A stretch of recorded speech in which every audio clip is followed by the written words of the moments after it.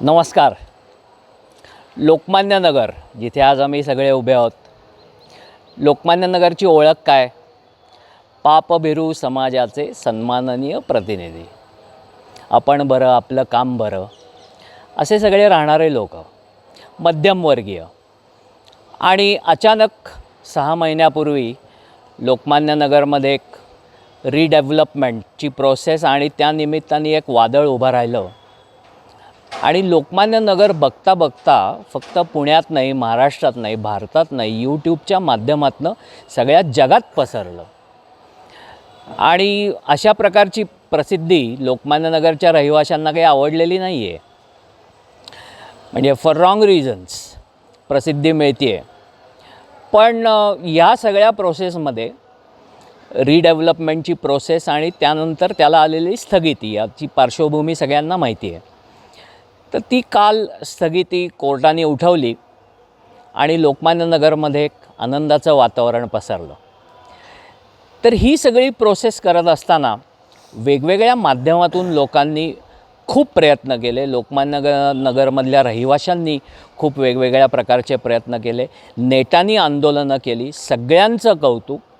अशा परिस्थितीमध्ये 3 लढवय्ये शिलेदार अनिल बर्वे, गणेश दाबक आणि शैलेश आडके हे एका वेगळ्याच माध्यमातून लढाई लढत होते. आणि लोकमान्य नगर कल्याणकारी मंडळ या मंडळाच्या माध्यमातून त्यांनी एक समांतर वेगळी लढाई त्यांची चालू ठेवली आणि त्याच्यात त्यांना विजय मिळाला. आता लोकमान्य नगर कार्यकारी मंडळ म्हणजे नेमकं काय हे आधी पहिल्यांदा समजून घेऊ.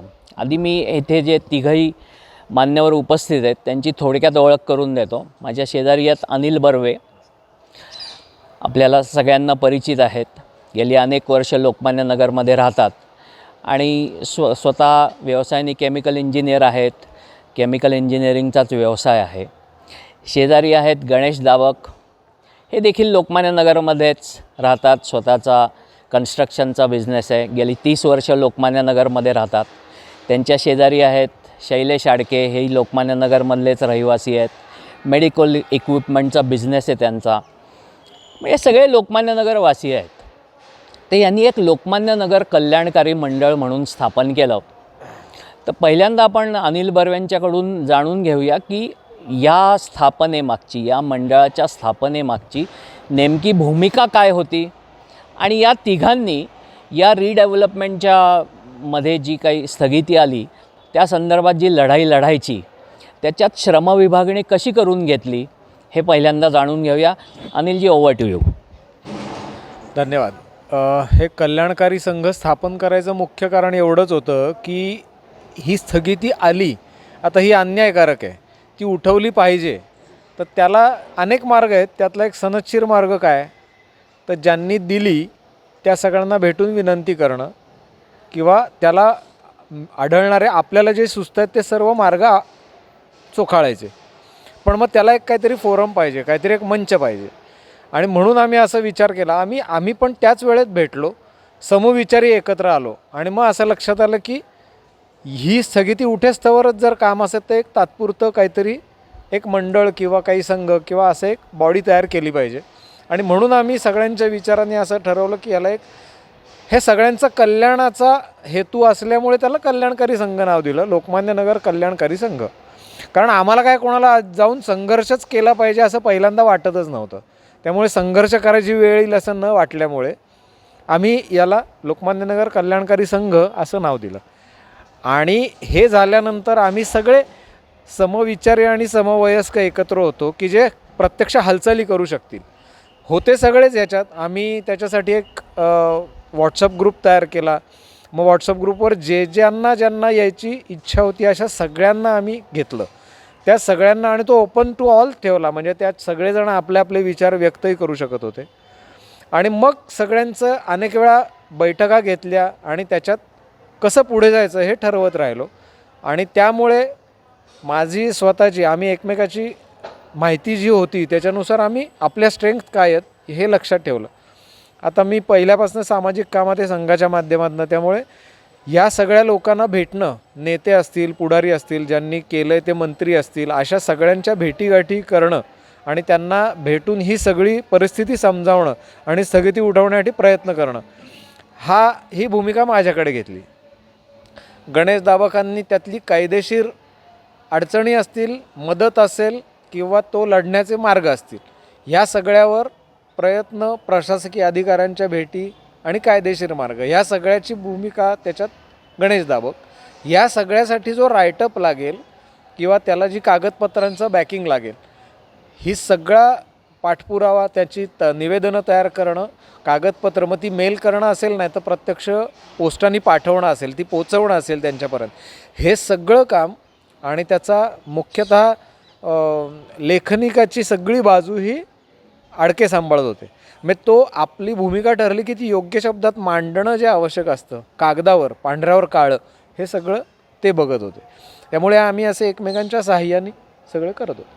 आता सगळ्या लोकांना पडलेला जो मूलभूत प्रश्न आहे, म्हणजे आपण जेव्हा फेसबुक लाईव्ह करणार असं ठरलं, तर दुर्दैवाने काही तांत्रिक कारणं आली, आपण त्यामुळे यूट्यूब करतो आहे, तर सगळ्या लोकांनी मला हा पहिला प्रश्न पाठवला की तू यांना जरूर विचार की ज्यावेळेस स्थगिती आली, म्हणजे स्थगितीवर CMनी सही केली, त्या पर्टिक्युलर दिवशी इथल्या लोकमान्य नगरमधल्या अनेक बिल्डिंग्सचं रिडेव्हलपमेंटचं काम ऑलमोस्ट अंतिम टप्प्यात होतं. म्हणजे बऱ्याच लोकांचं तर मला माहिती आहे की आता उद्या डेमोलिशन होणार इथपर्यंत आलं होतं आणि सगळ्या फॉर्मॅलिटीज कंप्लीट झाल्या होत्या, परवानग्या मिळालेल्या होत्या. तर त्यावेळेस हे चीफ मिनिस्टरला माहिती नव्हतं का की या बिल्डिंग्समध्ये इतकं पुढे गेलेलं आहे? तुम्हाला काय वाटतं आहे? नाही, आमचं असं मत आहे, कारण आम्ही हे त्यांच्या शिक्का बसण्याच्या आधी जेव्हा आमदारांनी पहिलं पत्र दिलं तेव्हापासूनच आम्ही त्यांच्या कॉन्टॅक्टमध्ये होतो.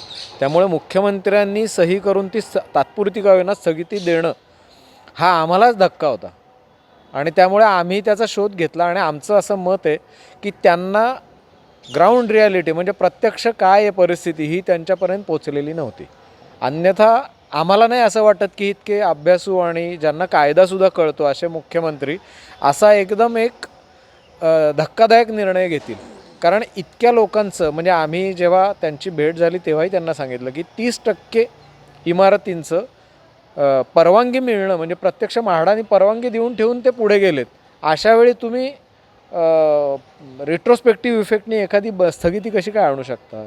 त्यामुळे माझं असं मत आहे, म्हणजे आमचं सगळ्यांचं, की ही प्रत्यक्ष परिस्थिती काय आहे ही त्यांना पुरेशी कल्पना दिलेली नसावी आणि त्यांना थोडंसं मिसगाईड केलेलं असावं की सगळ्यांनाच एकत्रित पुनर्विकास पाहिजे असं काहीतरी चित्र निर्माण केल्यामुळे त्यांनीसुद्धा ती सहजपणे आणि साधारणपणे असं असतं की स्थानिक लोकप्रतिनिधी जेव्हा एखादा मोठा विषय घेऊन येतो तेव्हा त्याची पूर्वतयारी त्यांनी केली आहे असं समजलं जातं. त्यामुळे त्यांनी त्याच्यावर शिक्का मारला असावा, इतकं ते सहज झालेलं असावं असं आम्हाला त्यांना भेटल्यानंतरसुद्धा आमचं असं मत आहे. आता गणेशजी, दुसरा प्रश्न आहे तो तुम्हाला आहे. हा पण खूप लोकांनी विचारलेला आहे की जेव्हा स्थगिती आली आणि त्यानंतर तुमची भेट पुन्हा CM साहेबांची आत्ता 15 तारखेला झाली, 15 डिसेंबर, या मधल्या काळामध्ये लोकांनी मोर्चे, आंदोलनं आपण आपल्या कॉलनीमध्ये बघितलं. 80, 85, 75 वर्षाचे लोक इतक्या प्राणकंठाशी आणून ओरडत होते. तिकडे आगरकर भवनला गेले होते, म्हाडाच्या ऑफिसमध्ये गेले होते, अनेक प्रकारे प्रचंड आंदोलनं केली, खूप कष्ट केले. तर हे जे 5-6 महिने मध्ये गेले, या 5-6 महिन्यामध्ये तुमची आणि CMची भेट झाली का नाही झाली? आणि जर नाही झाली तर का नाही झाली? नाही, गणेश कला क्रीडा केंद्रामध्ये ते जेव्हा आले होते त्यावेळेला आम्ही त्यांना निवेदन दिलं होतं. पण त्याच्यानंतर ज्या काही राजकीय घडामोडी झाल्या त्याच्यामध्ये त्यांची वेळ आम्हाला मिळू शकली नाही. परंतु मधल्या काळामध्ये कायद्याच्या दृष्टीने काय याच्यामध्ये तथ्य आहे किंवा ह्याचा कायद्याच्या दृष्टीने कसा आपल्याला उपयोग करून घेता येईल याचा आम्ही स्वतः अभ्यास केला. मी गेले 35 वर्ष बांधकाम व्यावसायिक आहे. काही वेगळ्या काही लिगल केसेसमध्येही मी काम केलेलं असल्यामुळे विविध नामवंत वकील असतील किंवा अशा प्रकारच्या केस लढलेले लोक असतील त्यांचा माझा व्यक्तिशः परिचय आहे.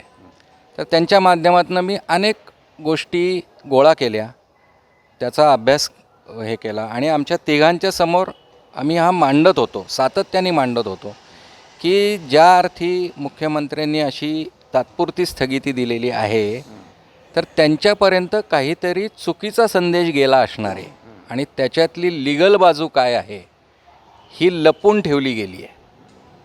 तर ती आपल्याला प्रकर्षाने उजेडात आणली पाहिजे आणि त्याच्यावर फोकस केला तर ते बरोबर तो संदेश जाईल. आणि त्याचप्रमाणे झालं. नंतरच्या भेटीमध्ये आम्ही पूर्ण डाटा शैलेशनी तयार करून दिला होता. नाही, याच्यात मला एक गोष्ट विचारायची आहे शैलेश आडक्यांना, की तुम्ही पहिल्यांदा जेव्हा वकील ठरवले की आपण या वकिलांच्या थ्रू जायचं आहे आणि वकील आपण दोघांनी पण सांगा या विषयावरती, तर वकिलांनी तुम्हाला आपली केस कशी वॉटर टाईट आहे एकदम आणि व्हेरी स्ट्रॉंग हे सांगितलं होतं का? आणि जर ती असेल तर ती कशी स्ट्रॉंग होती हेही जरा आम्हाला सांगा, दोघांनी मिळून सांगा. जुलै महिन्यामध्ये मी आणि शैलेश आडके आणि अनिलजी आम्ही हायकोर्टमध्ये आमचे जे वकील आहेत सिनियर काउन्सिलर त्यांना भेट देण्यासाठी गेलो होतो. जाताना सर्व कागदपत्र सर्व डाटा घेऊन गेलो आणि 10 मिनटामध्येच त्यांनी सांगितलं की ही केस अत्यंत स्ट्रॉंग आहे, तुमचा डाटा अत्यंत योग्य आहे. आणि त्यांनी आम्हाला 3 वेगवेगळ्या प्रकारचे तिथे म्हणजे लोकमान्य नगरसाठी काय करता येईल हायकोर्टच्या माध्यमातून असं त्यांनी टेबलवर मांडून दाखवलं. त्याप्रमाणे आम्ही पुढे जायचं ठरवलं आणि आम्हाला विश्वास वाटला त्या दिवशी की त्यांच्या बोलण्यामधनं किंवा त्यांनी जे काही रेफरन्सेस सांगितले त्यांच्याकडच्या अनुभवावरनं त्याच्यावरनं निश्चित खात्री पटली की हा मार्ग अतिशय चांगला आहे. त्यांनी आम्हाला हे सांगितलं की तुम्ही ह्याच्यातली लीगल बाजू जी आहे ती लोकांना किंवा अधिकारी असतील किंवा स्वतः CM साहेब असतील यांच्यापर्यंत ती पोचवा. तर ते पोचवण्यामध्ये आम्ही यशस्वी झालो असं आज म्हणता येईल. पुढचा प्रश्न शैलेशजी तुम्हाला आहे की ज्यावेळेस तुम्ही वकिलांना ब्रीफ केलं आणि त्या दिवशी नंतर तुम्हाला साधारण किती दिवसांनी आपण आपली लोकमान्य नगरची केस हायकोर्टात फाईल केली? साधारण आम्ही जुलैमध्ये हा सगळा डेटा घेऊन गेलो. बेसिकली आम्ही तिघांनी बसून त्याच्यावर बराच अभ्यास केला, उहापोह केला की नक्की आपण या स्थगितीमागे काय रिझन असू शकतं किंवा याला काय कॉन्क्रीट लीगल बेस आहे का हे आम्ही जरा चेक केलं. तर त्याच्यात प्रथमतः आम्हाला असं समजलं की आम्ही या केस संदर्भात या स्थगिती संदर्भात आम्ही इथले जे काही बाकीचे जे काही लोकल आमदार होते किंवा लोकल जे काही ऑथॉरिटीज होत्या किंवा लीगल ऑथॉरिटीज म्हणू शकतो आपण, या सगळ्यांना भेटल्यावर आम्हाला असं एक कळालं की इथनं आमदार साहेबांनी अतिशय चुकीचा रिपोर्ट वर पाठवलेला आहे की ही क्लस्टर डेव्हलपमेंट ही सर्व लोकमान्य नगर वासियांची इच्छा आहे आणि आम्ही त्यांच्या इच्छेनुसार तुमच्याकडे हे प्रपोजल आणले की सगळ्यांनी मिळून हे एकत्र करा. आणि ते कॉन्ट्रॅडिक्ट होत होतं. तिथे गेल्यावर आमच्याशी बोलताना ते की तुमचंच म्हणणं आहे की तुम्हाला क्लस्टर हवा आहे, पण त्यांना इतके दिवस त्यांनी जे काही काम केलं होतं, काही मंडळी आपल्या इथे आहेत की जे बरेच वर्ष एकत्रीकरणावर काम करत आहेत, तर त्यांना इतके दिवस होतं की कोणी कॉन्ट्रॅडिक्ट करायला किंवा त्यांना विरोध करायला कोणीच नव्हतं. त्या संदर्भात मग लोकमान्य नगर कल्याणकारी संघ जेव्हा स्थापन झाला त्यामध्ये 6 महिन्यात मागच्या त्यांना विरोध व्हायला लागला. त्यातल्या सत्य गोष्टी सगळ्या वरपर्यंत पोचायला लागल्या. त्यामुळे ही पहिल्यांदा ही बाब जेव्हा CMकडे गेली होती तेव्हा ती या प्रकारे गेली होती की ह्या लोकांनाच ही सगळी क्लस्टर डेव्हलपमेंट हवी आहे, जे की सबसेल चुकीचं होतं. दुसरी गोष्ट आम्ही हे जेव्हा कोर्टात म्हणजे आम्ही तिघं जेव्हा सिनियर ॲडव्होकेट जे गोरवाडकर साहेब आहे त्यांच्याकडे ही केस आम्ही घेऊन गेलो, त्यावेळी आम्ही ह्या सगळ्याचा अभ्यास केल्यावर त्यांनी आम्हाला काय सांगितलं की तुम्ही म्हाडाचे लिझी आहात, म्हणजे 99 वर्षाचं लीज तुमचं आहे. हे लीज अजून तुमचं 35 वर्ष शिल्लक आहे. दुसरी गोष्ट ह्याच्यावर बांधलेल्या प्रॉपर्टीचे तुम्ही ओनर आहात. तुमच्या सोसायटीचं नाव प्रॉपर्टी कार्डवर आहे. म्हाडाला तुमच्या कन्सेंटशिवाय एकही गोष्ट स्वतःच्या लेवलला करू शकत नाही. दुसरी गोष्ट 35 वर्षानंतरसुद्धा हे लीज परत रिन्यू होऊ शकतं आणि वाढू शकतं. त्यामुळे तुम्हाला आत्ता कुठल्याही पद्धतीने याच्यामध्ये लीगल थ्रेट नाही आहे. हे झाल्यानंतर आम्ही इथले जेवढे काही पुनर्विकासक होते किंवा जे सोसायट्या होत्या की ज्या एका स्पेसिफिक एका सर्टन लेवलपर्यंत आल्यात, काही जणांना ऑफर लेटर्स मिळाली होती, काही जणांना NOC मिळाल्या होत्या, काही जणांनी प्रीमियम भरले होते, या सगळ्यांची मिळून सगळ्या चेअरमन आणि सेक्रेटरींची अशी आम्ही जवळपास 30 ते 35 सोसायट्यांच्या चेअरमन सेक्रेटरीजची मीटिंग आम्ही इथे मुकबधीर विद्यालयाच्या हॉलमध्ये घेतली. त्यांना हे सगळं ब्रीफ केलं आम्ही की या पद्धतीने आम्ही सगळा अभ्यास केलेला आणि आपल्याला ह्या पद्धतीने पुढे जायचं आहे. पण त्याच्यात काय झालं की लोकांना ते एक भीती होती की आपण कोर्टात गेलो तर कदाचित हे खूप प्रोलॉंग होईल किंवा कोर्टात गेल्यानंतर आहे ती स्थगिती कधीच उठणार नाही, म्हणजे कोर्ट जेव्हा उठवेल तेव्हा उठवेल, मग त्याला 10 वर्षही लागतील. हे सगळं चालू असताना आम्ही आमचं जे काउन्सिलिंगचं काम होतं आणि आम्ही जो काही अभ्यास केला होता लोकांच्या समोर ठेवण्याचं काम केलं. त्यामध्ये प्रथमतः गणेशजींचे जे काही सोसायटी आहे 5-6 नंबर, त्यांनी ह्याच्यात इनिशिएटिव्ह घेतला. त्यांनी हे सगळा खर्च घेऊन आपण कोर्टात जाऊयात असं ठरवलं. ते कोर्टात गेले. याच्यात एवढं झालं की ते दिवाळीच्या थोडंसं आधी गेल्यामुळे एखादा महिना अजून हा निर्णय याला उशीर झाला. कदाचित त्यांनी पिटिशन दाखल केल्या पुढच्या 15 दिवसातच त्यांना हा निर्णय आला असता, पण दिवाळीमध्ये आली वगैरे. त्यानंतर आम्ही मित्तल साहेबांना साधारण एक जुलै-ऑगस्टमध्ये आम्ही त्यांना भेटलो होतो त्यांच्या ऑफिसमध्ये. तिथे गणेशजी सातपुतेसुद्धा आपले तिथे होते. तिथे त्यांच्याबरोबर आम्ही चौघांनी मिळून आम्ही सगळ्यांनी चर्चा केली की लिगल वेनी तुम्ही गेला तर, कारण त्यांची जी केस आहे ती सगळ्यात स्ट्रॉंग आत्तापर्यंत आपण मानू शकतो, कारण त्यांची प्लॅन सँक्शन झालेला आहे, फक्त त्यांना शेवटचा शिक्का आणि स्टॅम्प मिळून त्यांना तो हातात येत नाही आहे. बाकी त्यांनी म्हाडाचा पूर्ण प्रीमियम भरलेला आहे. नंतर प्लॅन पासिंगसाठी लागणारे जे डेव्हलपमेंट चार्जेस असतात ते सुद्धा भरलेले आहेत. तर आम्ही त्यांना पहिलं विनंती केली की तुम्ही सगळ्यात आत्ता स्ट्रॉंग तुमची केस आहे तर तुम्ही पहिल्यांदा हायकोर्टमध्ये पिटिशन दाखल करा. पण काही कारणास्तव त्यांना थोडं की नाही आमचं होईल, आम्ही बघूया, थोडंसं नॅचरली होते का बघूयात वगैरे, ऑर्गॅनिकली होते का बघूया. पण मग नंतर ते काही आले नाही आणि मग पुढचं संपूर्ण हा इतिहास. माझ्या स्वतःच्या सोसायटीची याचिकासाठी मी 3 ते 4 वेळा मुंबईला गेलो. स्वतः गोरवाडकर सरांशी मी स्वतः चर्चा केली, मुद्दे समजून घेतले आणि ती कागदपत्रं आपल्याकडे तयार आहेत का याची पहिल्यांदी आम्ही खात्री केली. ज्या वेळेला मला असं जाणवलं की ही कागदपत्रं आपल्याकडे तयार आहेत, त्या दिवशी आम्ही गोरवाडकर सरांकडे गेलो. तिथे बसून त्यांना सांगितलं की येस आम्हाला करायचे. त्यांनी त्यांचा असिस्टंट पुण्यातले जे आहेत ॲडव्होकेट ऋत्विक जोशी त्यांच्याशी आम्हाला भेट घालून दिली आणि सलग 5 तास बसून आम्ही ते सगळे पेपर्स तयार केले आणि तिसऱ्या दिवशी कोर्टामध्ये याचिका दाखल केली. याचिका दाखल केल्यानंतर लगेचच दिवाळीची सुट्टी आली, त्यामुळे आम्हाला डेट मिळू शकली नाही. पण नंतर अगदी परवा लागोपाठ 2 तारखा आम्हाला मिळाल्या आणि पहिल्या तारखेच्या आधी आता इथे एक थोडं मजेशीर एक इव्हेंट झाले आहेत मध्ये. म्हणजे तुम्हाला कोर्टाची तारीख 22 तारखेला मिळाली, पण त्याच्या आधी तुम्हाला CM साहेबांची भेट मिळाली. तर ती अचानक कशी काय मिळाली? नाही, ती अचानक अशी नव्हती. मी आत्ता आणखीन एक छोटी सुधारणा करतो. तर हे गणेश कला क्रीडाला जेव्हा ते कोऑपरेटिव्हच्या महासंघाच्याच अधिवेशनाला आले होते तेव्हा आम्ही एकदा त्यांना निवेदन देऊन झालं होतं. दुसऱ्या वेळेस धीरज घाटे जे इथले त्यांचे नगरसेवक आहेत स्थानिक, आणि ते योगायोगाने पुणे शहर अध्यक्ष पण आहेत. आमच्या डोळ्यासमोर काय होतं की आपल्याला इतक्या मोठ्या पोस्टच्या माणसाला डायरेक्ट ॲप्रोच होता येत नाही, कोणीतरी स्थानिक एक लागतो.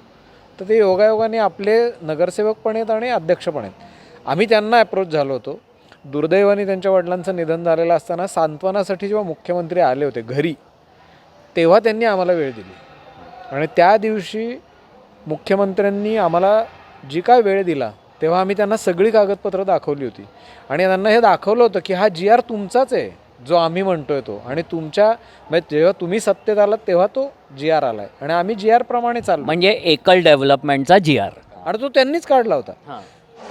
ही जी मधली वेळ झाली तेव्हा त्यांना पहिल्यांदा हे लक्षात आलं की काहीतरी गडबड आहे आणि मग त्याच्यानंतर सुमारे 3 वेळा धीरज घाटेंनी सुद्धा प्रयत्न असे केले की त्यांनी एकदा निवेदन दिलं, त्यांना पत्र दिलं होतं. त्याच्यानंतर मीडियावर त्यांनी सांगितलं पण होतं की मी हे बोललो आहे. आत्ता मध्यंतरी ते जेव्हा काही कार्यक्रमांसाठी आचारसंहिता लागण्यापूर्वी काही कार्यक्रमांना आले होते तेव्हा पुन्हा धीरजजींनी त्यांना सांगितलं की प्रश्न खूप चिघळतो आहे ह्या. आणि झालं काय होतं, राज्याचा प्रशासकीय प्रमुख मुख्यमंत्री असतो, त्यांचा जेव्हा शिक्का पडला त्याच्यानंतर ते सोडून कोणालाच अधिकार नव्हता हे काढायचा. त्यामुळे आपल्याला we have to go to them. मग CMचीच भेट घ्यायची. तर त्यांनी पुन्हा सांगितलं की तुम्ही काही करा पण याच्यावर निर्णय करा. आणि मग ते 15 तारखेला त्यांना कळल्यानंतर CM साहेबांनी सांगितलं की मग ताबडतोब त्यांना पाठवून दे. आणि म्हणून आम्हाला अक्षरशः दुसऱ्या दिवशी त्या दिवशी फोन झाला आणि सांगितलं उद्या या. हां, तर त्या भेटीमध्ये नेमकं काय झालं याची पण लोकांना उत्सुकता आहे. कारण त्याचे तुमचे फोटोज वगैरे व्हॉट्सॲप ग्रुपवर फिरत आहेत की देवेंद्रजी आणि तुम्ही तिघं यांच्याशी नेमकं देवेंद्रजी काय बोलले त्या दिवशी? मुख्यतः माहिती अनिलजींनी दिली की आम्ही कोण आहोत आणि कशासाठी आलेलो, त्यांना माहिती होतीच. पण ह्याच्यातला जो लिगल डाटा जो होता त्याचं एक छोटंसं पत्रक आम्ही तयार करून नेलं होतं आणि ते त्यांना दिल्यानंतर त्यांना ते बरोबर लक्षात आलं की इथे काय चालू आहे. आणि ते हे कळल्यानंतर, अर्थात ते स्वतः वकील आहेत, इतके वर्ष प्रशासनाचा गाडा चालवत आहेत, त्यामुळे त्यांच्या लगेच लक्षात आलं आमच्या दोघांच्या बोलण्यामधनं की ह्याच्यामध्ये नक्की काय आहे. आणि मग त्यांनी आम्हाला ताबडतोब दिलासा दिला की मी ह्याच्यावर सकारात्मक निर्णय देतो आहे. आणखीन एक आम्ही केलं, ह्याची जी सपोर्टिंग डॉक्युमेंट ज्याला म्हणतो आपण, लागणारी कागदपत्र, ती प्रत्येकाला टॅग करून त्याला मागे लावली होती. मी त्यांचं GR ज्या पत्रावर त्यांनी स्थगिती दिली त्या पत्राची कॉपी आणि इथल्या सगळ्या सोसायट्यांची त्यांच्या लेटर हेडवर असलेली सही शिक्क्याची विरोधाची कागद, हे सगळे टॅग करून त्या पत्रकाच्या मागे लावले होते आणि आम्ही त्यांना ते दाखवले. आणि मला वाटतं इथे ज्या सोसायट्यांचा जो रिडेव्हलपमेंटचा जो स्टेटस होता त्याचेही डॉक्युमेंट्स तुम्ही लावले. आम्ही एक एक्सेल शीट केली होती आणि 53 बिल्डिंगच्या प्रत्येक बिल्डिंगचं स्टेटस काय हे त्या एक्सेल शीटमध्ये दाखवलं होतं. आणि त्यामुळे त्यांना ॲट अ ग्लान्स ही सगळी परिस्थिती समोर आली की नक्की काय स्टेटस आहे आणि कुठे अडतंय. आणि मग त्यांच्या असं लक्षात आलं, मी त्यांना म्हणलं सुद्धा की साहेब हे खूप दिवस चिघळला आहे आणि आता तो चिघळतच चालला आहे आणि लोक पॅनिक झाली आहेत. अनेक लोक तुम्ही म्हणलात तसं वयस्कर पण आहेत. आपली तर आता 3री पिढी आता लोकमान्य नगरात आहे, एवढ्या जुन्या बिल्डिंगला. आणि आता जिथे आता पाडायची बिल्डिंग आणि होणार ह्याच्यात झालं आहे आणि ते 8 महिने लांबलं आहे केवळ एका पत्राच्या शेऱ्यामुळे. हे जेव्हा त्यांच्या लक्षात आलं तेव्हा ते म्हणले, हसले ते म्हणले की नाही, याच्यावर आपण सकारात्मक निर्णय लवकरात लवकर घेऊ. हे त्या दिवशी पहिल्यांदा सांगितलं आणि मग पुढची चक्र फिरली. आता ह्याच्यात एक फक्त माहितीत भर घालतो, आत्ता जो कालच्या हायकोर्टाचा निर्णय झाला त्याच्यात ज्यांनी याचिका केली त्यांना रिलीफ मिळाला. फक्त हायकोर्टाच्या निर्णयावर राहिलं असतं तर प्रत्येक इमारतीला स्वतंत्र पिटिशन करायला लागलं असतं आणि प्रत्येकाला स्वतंत्र निर्णय घ्यायला लागला असतं की परवानगीचा. म्हणून नंतरची जी हालचाल प्रशासकीय स्तरावर झाली मुख्यमंत्र्यांच्या शेऱ्यामुळे आपल्या पत्रावरच्या, ती झाल्यामुळे तुमच्या भेटीनंतर मुख्यमंत्र्यांनी त्या पत्रावर शेरा दिला. बरं, त्याच्यानंतर कोर्टाचं 22 तारखेचं योगायोगाने काय झालं, हे झालं 17-18ला शेरा पडणं, पत्रकावर शेरा पडणं आणि ते त्यांनी तपासून डिपार्टमेंटकडे पाठवणं किंवा खाली फर्दर ॲक्शनसाठी पाठवणं, हे झालं 17-18 तारखेला. तोपर्यंत 22ची कोर्टाची तारीख मिळाली आणि 18 तारखेनंतर शनिवार रविवारमुळे हे सुद्धा कागदपत्र 22-23ला झाली. आणि ती जी त्यांच्या कार्यकारी अधिकाऱ्यांकडनं हालचाल झाली, म्हाडाकडे जाणं, म्हाडाकडनं ते करून घेणं, ही हालचाल 22-23ला दोन्ही एकाच दिवशी झाला. हा योगायोग आहे. पण त्या योगायोगाने काय झालं की एकाच वेळी सगळ्यांना आता दिलासा मिळाला आहे. नाही तर मग प्रत्येक बिल्डिंगला स्वतंत्रपणे कोर्टात जायला लागला ते वाचलं. आणि त्या मेसेजमध्ये असं आलं होतं की आडकेजींनी सांगावं की जयस्वाल यांनी आम्ही आता सगळ्यांना परवानगी देत आहोत आणि त्याचा निर्णय लवकरच कळवू. तर हे फ्रॉम हायकोर्ट डिसिजन, हायकोर्टचा वर्डिक्ट ते जयस्वाल, ह्याच्यामध्ये नेमकं काय झालं? ह्याच्यामध्ये काय झालं की आम्ही जेव्हा हायकोर्टाच्या दिशेने चाललेलो होतो तेव्हा अनिलजींनी आणि धीरजजींनी जे काही एक त्याच्यात CMच्याकडे आपण जी काही भेट घेतली होती, CMनी जो काही शेरा दिला होता, तर तो शेरा घेऊन CMचे सचिव हे आम्हाला भेटले. त्यांनी अनिलजींच्या ते संपर्कात होते. तर त्यांनी अनिलला सांगितलं की आता मी हे सगळं घेऊन जयस्वाल साहेबांकडे जाणार आहे, तर तुमचं काय? तर आम्ही म्हटलं आम्ही पण एनिवे आम्ही मुंबईतच आहोत, तर आम्ही पण तिथे येऊ शकतो. तर ठीक आहे म्हटली, मी हे सगळं शेरा वगैरे घेऊन तिकडे जातो, तिकडे जाऊन जयस्वालांना भेटतो. या सगळ्यामध्ये आमची ही केसचा निकाल इकडे लागला आणि अनिलला फोन आला की तुम्ही तिकडे पण या जयस्वालांकडे. पण आम्ही ट्रॅफिक आणि या सगळ्यामध्ये थोडंसं जायला पुढे मागे लेट झालं, तर आम्ही पोचायला लेट झालं. तेव्हा जयस्वालांचा त्यांनी अनिलशी फोनवर संपर्क करून दिला. जयस्वाल साहेब म्हणले की आता ही CMनी मला दिलेली एक ऑर्डरच आहे, त्यामुळे आता ह्याच्यात काही बदल होणार नाही. CMनी स्पष्ट सांगितलेलं आहे की ज्याप्रमाणे एकल GR आपला आत्ता ॲट प्रेझेंट इनफोर्स आहे, त्याप्रमाणे सर्वांना परमिशन देऊन पुढची कामं चालू करा. याच्यामध्ये मिनी क्लस्टरचा काही संबंध येत नाही किंवा क्लस्टरचाही काही संबंध येत नाही. एकल पुनर्विकासाचाच परत GR आपण लागू करून त्यानुसार सगळ्या प्रोसेस चालू करा. हे साधारण आता आपल्याला कधी मिळणार हे नोटिफिकेशन म्हाडाकडून? त्यामध्ये मी स्वतः पर्सनली जयस्वाल साहेबांच्या पण संपर्कात आहे. त्यांना मी काल हे पण विचारलं की म्हणलं लोक खूप पॅनिक आहेत, लोक इगर आहेत की उत्सुक आहेत की आम्हाला हे काय लवकर कळवा. तर ते म्हणले फक्त मी तुम्हाला सांगेन किंवा मी तुम्हाला त्याच्याबद्दल जे काही अप्रुव्हल दिलेलं आहे त्याचं अप्रुव्हलचं डॉक्युमेंट पाठवेल, मग तुम्ही हे शेअर करा लोकांना. पण याबाबत तुम्ही निश्चिंत राहा, संपूर्ण लोकमान्य नगरची स्थगिती आम्ही काढत आहोत.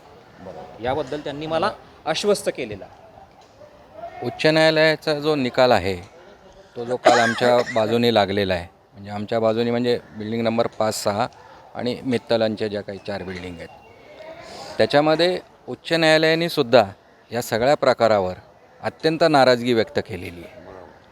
आणि त्यांनी सरकारी जे कोण त्यांचे वकील असतील किंवा म्हाडाचे जे कोण वकील असतील त्यांच्यावर राग व्यक्त केला आहे, रोष व्यक्त केला आहे की तुम्ही लोकांच्या कल्याणासाठी काम केणारे लोक आहात आणि तुम्ही हे असं विरुद्ध कसं काय बोलताय.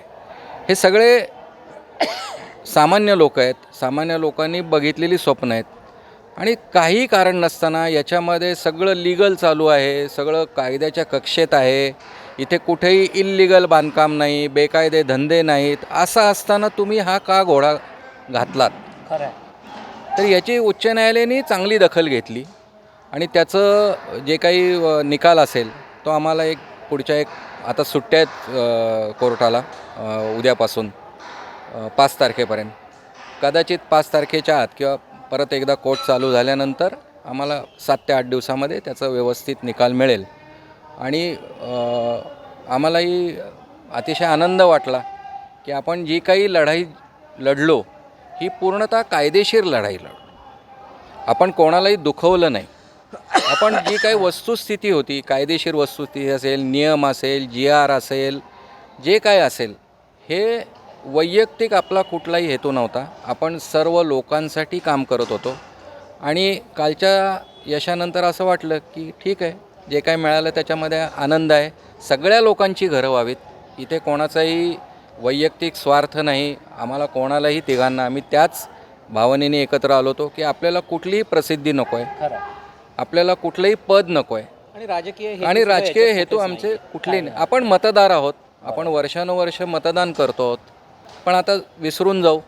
नव्या जोमाने या सगळ्या पुनर्विकासाला गती मिळेल, योग्य गती मिळेल.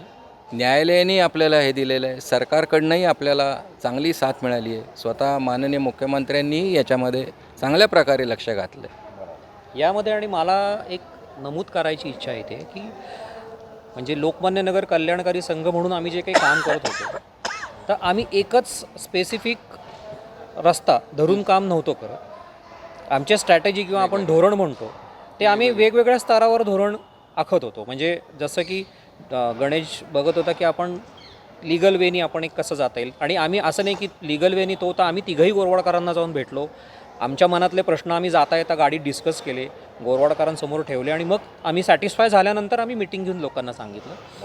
पण या धोरणाचा कसा उपयोग होईल म्हणजे हे मी इथे नमूद करू इच्छितो की लिगली आपण कायदेशीर बाजूनी बघितलं तर यांची केस क्लिअर आहे.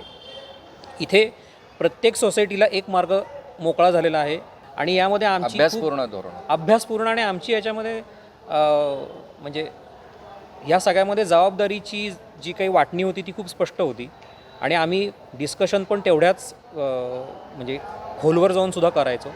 आणि आमच्यामध्ये आजपर्यंत कुठलाही असा संघर्ष वाद कधी झाला नाही. आम्ही झाला तरी आम्ही तो खूप छान पद्धतीने हे केलं. आणि आजपर्यंत आम्ही असंही की आहे की आजपर्यंत आम्ही जे काही आमचे मेसेजेस होते किंवा आम्ही जे काही करत होतो त्यात फक्त लोकमान्य कल्याणकारी संघ एवढंच नाव वापरत होतो आम्ही आजपर्यंत.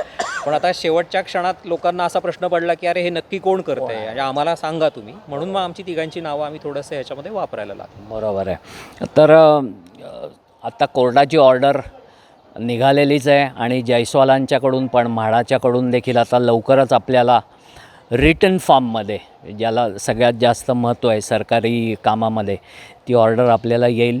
नंतर सगळे आनंदोत्सव करायला एकत्र जमतील अशी आशा आहे.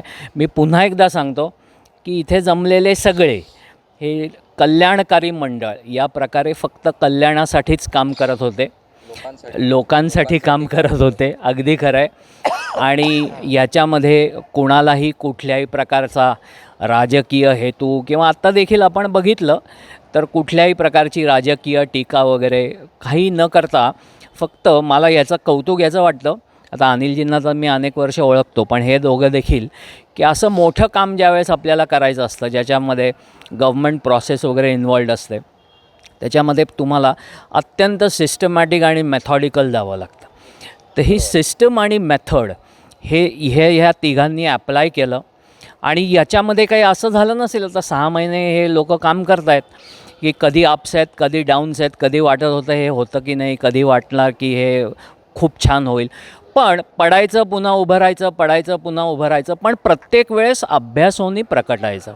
हे फार महत्त्वाचं, अतिशय कौतुकास्पद, अत्यंत अभ्यासपूर्ण मेथड आणि सिस्टम वापरून यांनी आपल्या सगळ्यांची बाजू कोर्टमध्ये मांडली.